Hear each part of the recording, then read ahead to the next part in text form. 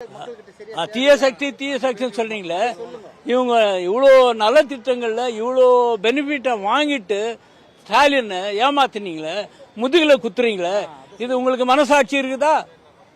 யாரோ விசில் அடிக்கிற நம்பி அந்த விசிலுக்கு ஓட்டு போட்டீங்களே, அதே விசில் சத்தம் தான் கேட்க போறது எல்லா இடத்துலயும். ஆனா மக்களுக்கு செய்யற நன்மை எதுவும் வரப்போறதில்ல. இருக்கிற செஞ்ச நன்மையெல்லாம் புடிங்கிட போறாங்க. மக்கள் நல திட்டங்கள் ஸ்டாலின் சார், அவர் தமிழக முதல்வர் எவ்வளவோ கொண்டு வந்தார், அத்தனையும் நிறுத்த போறாங்க. ஃப்ரீ பஸ் விட்டார் பொம்பளைங்களுக்கு, ஸ்டாப், குழந்தைங்களுக்கு ஸ்கூல் சில்ட்ரனுக்கு மதிய உணவு சாப்பாடு, காலை உணவு திட்டம் எவ்வளோ, 1 ஆ 2 அன்பில் மகேஷ் பொய்யாமல் எஜுகேஷன் மினிஸ்டர் எல்லா பிள்ளைங்களும் வரணும் படிக்கிறதுக்குன்னு சொல்லிட்டு ஊக்கம் பண்ணி என்னவோ கொடுத்தாரு. அத்தனையும் வாங்கிட்டு முதுகுல குத்துறீங்களே, உங்களுக்கு மனசாட்சி இருக்கா? ஏமாத்தணும் உங்களுக்கு சொல்ல வரேன். எவ்வளவு மோசம் பண்ணிருக்கீங்க. யாருமே ஒரு சீட்டு வராதா சென்னையில? அவ்வளவு மோசமா திமுக கட்சி. எல்லாம் அட்ஜஸ்ட்மெண்ட் மொத்தமும். இவனை வச்சு விளையாடுங்க. நாளைக்கு டிவிக்கு விஜயே வச்சு ஆட்டம் ஆட போறாங்க, அவனையே வச்சு ஆட்டம் ஆட போறாங்க. அவன் குடுமி அவங்க கையில இருக்கு. அதுதான் நடக்க போகுது. மும்மொழி கொள்கை வரப்போகுது. எதுவுமே தமிழக மக்கள் எதுவும் நல்ல திட்டங்கள் எல்லாத்தையும் அழிச்சிட்டாக்க என்ன வரப்போகுது? நடுத்தரில் நிக்க போறாங்க தமிழக மக்கள்.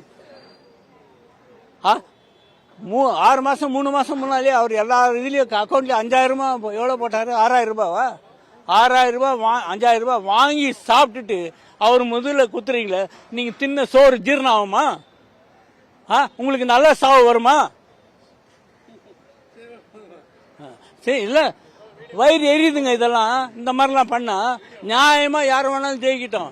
வீடியோ வேணா எடுங்க, எத்த வேணாலும் எடுங்க, பரவாயில்ல. ஜெயிச்சா நியாயமா யார் வேணாலும் ஜெயிக்கிட்டோம். ஹட்ஸ் ஆஃப் சொல்லலாம். இந்த கோல்மால் பண்றது, பப்ளிக்கை ஏமாத்துறது,